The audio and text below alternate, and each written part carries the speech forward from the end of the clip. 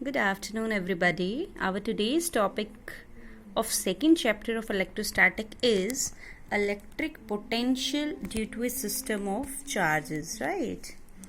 That is the superposition principle for electric potential due to a system of charges. So, let us consider we have taken multiple charges Q1, Q2, Q3, Qn, and let P be the point where the potential is to be noted due to all these charges, right?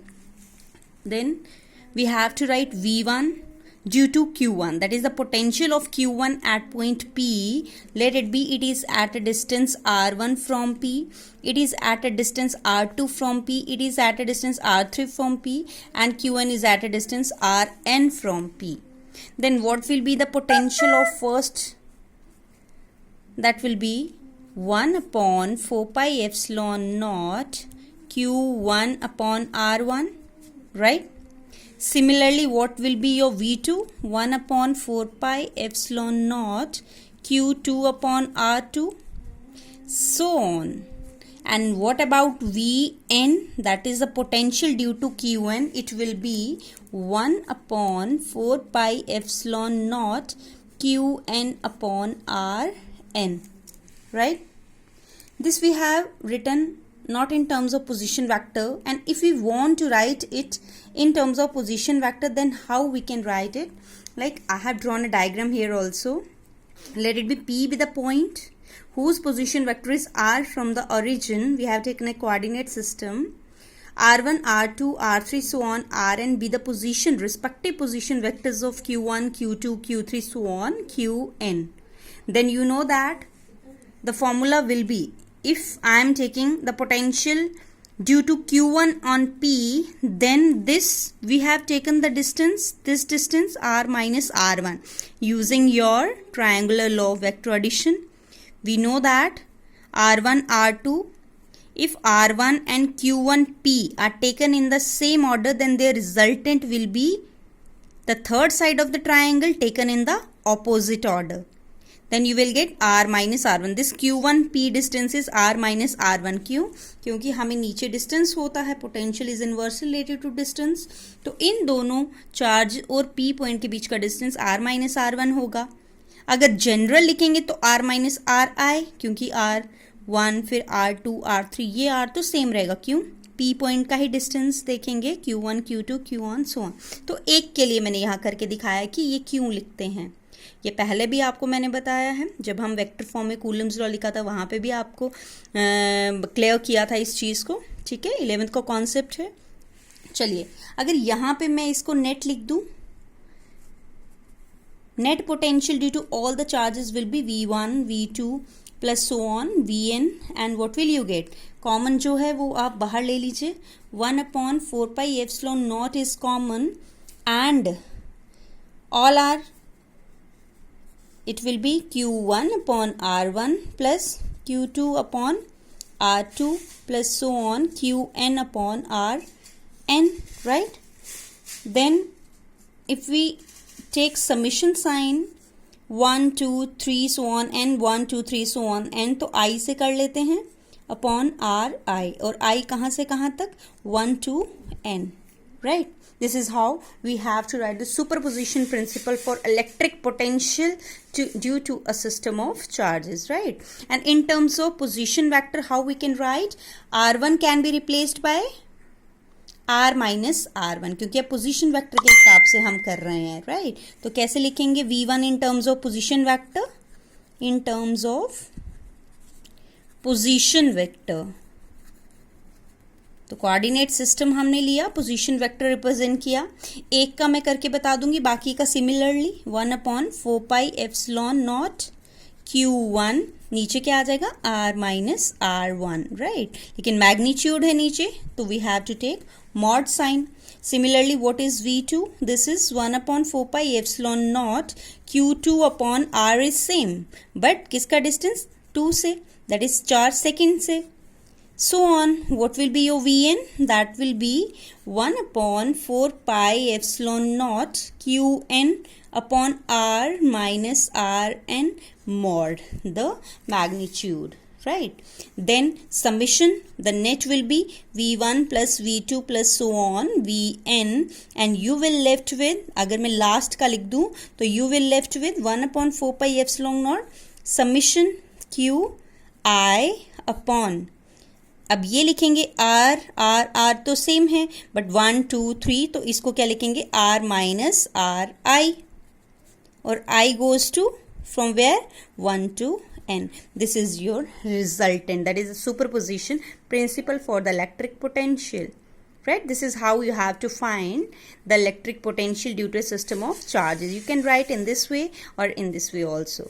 ठीक है, ये पूरा पूरा आपको नहीं लिखना है फिर से, इससे नेक्स्ट स्टेप में आपको ये लिख देना है, क्योंकि पोजीशन वेक्टर में इन टर्म्स ऑफ ऐसे लिखते हैं by using your triangular law of vector addition, right? चलिए अब बेटा हमारा आता है electric potential due to a continuous charge distribution. अगर याद हो तो पहले चैप्टर में भी हमने किया था electric forces due to system of, that is for continuous charge distribution electric field भी निकाला था। तो यहाँ पे अब हमें क्या निकालना है, इलेक्ट्रिक पोटेंशियल निकालना है, electric potential for a system of charges for a continuous charge distribution. अब कॉन्टिन्यूअस चार्ज हम कहाँ लेते हैं, जहाँ पे मैक्रोस्कोपिक बॉडी होती है, ठीक है। अब छोटी बॉडी नहीं है, माइक्रोस्कोपिक नहीं है, जहाँ पे चार्ज डिस्क्रीट है। अब हम बिगर बॉडी ले रहे हैं where the charge distribution is continuous, right. तो यहाँ पे हम डायरेक्ट फॉर्मूला हमें पता है, पोटेंशियल का फॉर्मूला क्या होता है। तो पोटेंशियल अगर मैं ले लेती हूँ, we have a certain body, let it be a body, बहुत ज़्यादा चार्ज है, स्मॉल कोई चार्ज मैंने ले लिया, late it B D Q और स्मॉल, ठीक है। तो यहाँ पे सबसे पहला पोटेंशियल मैं निकालूं तो फॉर्मूला पहले क्या होगा, सरफेस चार्ज या वॉल्यूम चार्ज। तो पहले वॉल्यूम चार्ज डिस्ट्रीब्यूशन निकाल लेते हैं। वॉल्यूम चार्ज डिस्ट्रीब्यूशन के लिए डायग्राम वैसे ही जैसे आपने पहले बनाई है, बट यहाँ पे पोटेंशियल की कोई डायरेक्शन नहीं रिप्रेजेंट करेंगे, क्यों, potential is a scalar quantity, right. तो वॉल्यूम चार्ज डिस्ट्रीब्यूशन में लेट इट बी, मैंने स्मॉल अमाउंट ऑफ पोटेंशियल लिखा, dv लिखा या v dv लिखा, तो क्या आ जाएगा 1/4 pi epsilon naught dq upon r minus R I, like this, r minus R I, ठीक है। ये स्मॉल पोटेंशियल है due to small charge, total करेंगे तो v आ जाएगा। उसके लिए हमें क्या करना पड़ता है, इंटेग्रेशन। 1/4 पाई एप्सिलॉन नॉट तो कांस्टेंट है, तो इंटेग्रेशन आ जाएगा किसका, dq upon r minus R आई, राइट। ये आ गया। अब हमने इंटेग्रेशन भी लिख दिया, तो इसके साथ dq in terms of volume charge density में लिख सकते हैं। सिंस वॉल्यूम चार्ज डिस्ट्रीब्यूशन क्या होता था बेटा, बता दीजिए जल्दी से। Volume charge distribution was represented by rho and it was charge per unit volume, right. तो चार्ज अगर मैं dq निकालूं तो क्या बन जाएगा, rho into dv। Put this value here in dq and you will left with volume charge distribution, the potential for volume charge distribution, dq की जगह rho dv and rest remains same, ठीक है।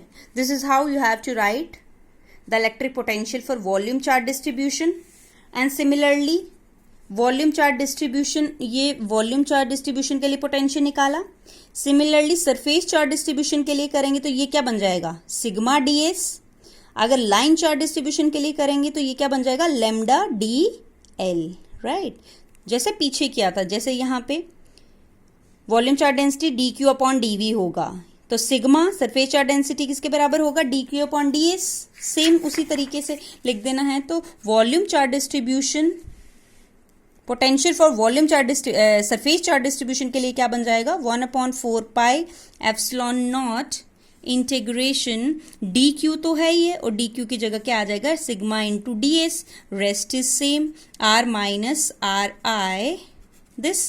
And line charge distribution, potential for line charge distribution, it will be lambda dl upon r minus ri mod, right। क्यों, because sigma was dq upon ds, फिर से dq की value put की earlier equation में, ये बन जाएगा।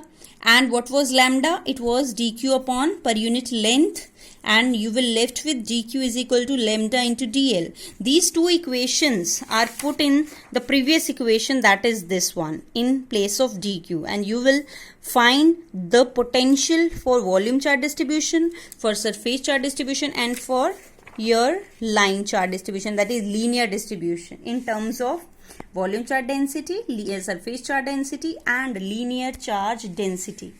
And if we are talking about the net potential due to all these densities, that is surface charge, volume charge, and line charge, the net potential will be potential due to volume charge, potential due to surface charge, potential due to line charge. तो इन सब का क्या हो जाएगा? Addition हो जाएगा. Clear? This is how you have to find the potential for continuous charge distribution. And continuous charge distribution, we just take where the macroscopic bodies, that is the reference one, right? So our next question is your electric potential due to a uniformly charged thin spherical shell. Electric potential due to a charged thin spherical shell. Thin spherical shell, important question है. So just keep in mind, this is the important question, just mark. अब चलते हैं electric potential की, हमने बात की, ठीक है. यहाँ पे भी तीन रीजन, हमारे पास कोई एक सरफेस है, स्फेरिकल शेल ले लिया, उसका सरफेस ये है, let it be surface area उसका S है, let the centre of the sphere be O and radius be R. Our main concern is to find the electric potential outside the shell, on the surface of the shell, and inside the shell. Let it be P with the point which is outside the shell, and where the potential due to this spherical shell is to be noted, right? और इसकी वजह से हमें क्या check करना है? Potential note करना है कि इस स्फेरिकल शेल का पोटेंशियल कितना होगा किस पॉइंट पे? P पॉइंट पे. अब हमने P पॉइंट कहाँ लिया है? बाहर लिया है. सिमिलरली फिर हम सरफेस पे लेंगे और फिर हम कहाँ लेंगे? Inside the shell. तो very first is your outside the shell. We have to find the electric potential due to a spherical shell outside it, outside the shell, right. तो आउटसाइड द शेल बात करें तो potential का जो formula है, let P be at a distance small r from the centre and capital R is the radius of the shell. Then potential will be 1 upon 4 pi epsilon naught q, let q be the charge, and it is r. यही आएगा, ठीक है, q upon r, that is v is inversely proportional to r outside the shell, right? Next is your on the surface of the shell, on the surface of the shell. Distance कितना है यहाँ पे? अगर मैं surface पे ही P point को लेके आ गई, नेक्स्ट में अगर मैं यहाँ पे ड्रॉ करूं तो हमारा जो P पॉइंट है कहाँ पे आ गया? सरफेस पे ही आ गया. तो सेंटर से इसका डिस्टेंस कितना है? Capital R. Then potential comes out to be 1 upon 4 pi epsilon naught. Charge तो सेम है Q, बट R की जगह अब क्या हो गया? Capital R, because the distance between point P and the centre is capital R, right. This is for, यहाँ पे R किसके बराबर हो गया? कैपिटल R के बराबर हो गया, right. It means V is inversely proportional to R. And last one, that is inside the shell. Inside the shell on the surface of the shell. अब inside the shell है तो body कहाँ पे है? अंदर है. It means R is less than capital R. अब आपने गॉस थ्योरम, जो थर्ड एप्लीकेशन थी गॉस थ्योरम की, that is for the spherical shell, और आपने वहां देखा था कि स्फेरिकल शेल के अंदर इलेक्ट्रिक फील्ड नहीं होती है, it goes to zero. It means electric potential is constant inside. क्या मतलब हो गया? The electric field at any point inside the shell is zero. Hence, electric potential due to a uniformly charged spherical shell is constant everywhere inside the shell, that is potential is constant which is equal to this, जितना surface के ऊपर होगा उतना ही inside होगा. क्यों? क्योंकि electric field अंदर क्या होती है? Zero. It mean potential becomes 1/4πε0 Q/R, same as that on the surface. Clear? अब अगर इसी चीज को हम in terms of graph represent करें तीनों चीजों को, तो किस तरह से हम ग्राफ बना देंगे इसका? देखिए, let us consider we have taken a spherical shell and at the centre the coordinate origin कहाँ पे हमने बना दिया? सेंटर पे बना दिया. ठीक है, एक्स और वाई एक्सिस हमने इस तरह से कंसिडर कर लिया. और लेट दिस, इतना डिस्टेंस क्या हो गया? रेडियस. और आगे जाके वो डिस्टेंस क्या होता जा रहा है? आर. पहले आर आर के बराबर हुआ, फिर आर बढ़ता गया आगे की तरफ. ठीक है, अब जब आर पे था, आर पे that is on the surface of the shell, तो आर किसके बराबर था? वैल्यू इतनी थी. ठीक है, तो the let it be here हम ले रहे हैं v की वैल्यू. ठीक है, here we are taking on the y axis the potential. It means maximum value कहाँ होगी? On the surface and inside. ये आ गया. और अंदर भी कितनी है? इनसाइड द शेल भी कितनी है? Same value.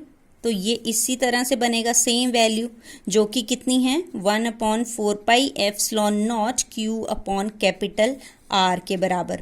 मतलब R डिस्टेंस पे on the surface of the shell, और जब R लेस देन R है तो भी वैल्यू कितनी है? कांस्टेंट उतनी ही है.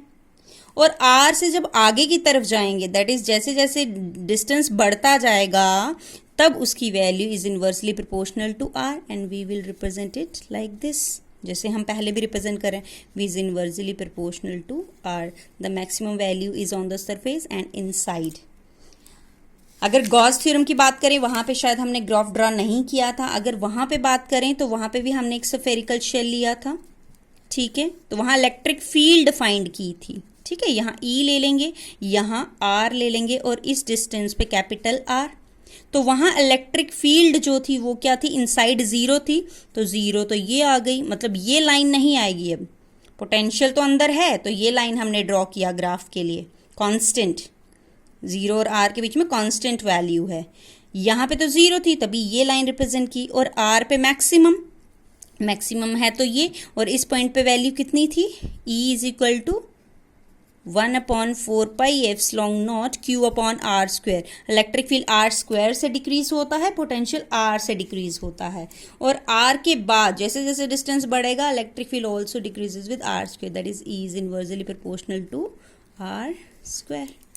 So this was the graph for the Gauss theorem, that is the third application, and this is the graph for the potential. दोनों में difference है. इलेक्ट्रिक फील्ड अंदर जीरो होती है शेल के, तभी ये रिप्रेजेंट किया, बट पोटेंशियल अंदर कांस्टेंट होता है. R से अंदर की तरफ जितना सरफेस पे है उतना ही अंदर, तो कांस्टेंट लाइन ये शो की हमने. Clear? This is how you have to find the electric potential due to charged thin spherical shell. Hope you have understood the superposition principle, the continuous charge distribution for the electric potential, and the electric potential due to charged thin spherical shell. If you have any doubt, just go through the video again and again. Still, you are not able to understand, then comment in the comment box, or you can contact me, right? Thank you very much. Have a nice day.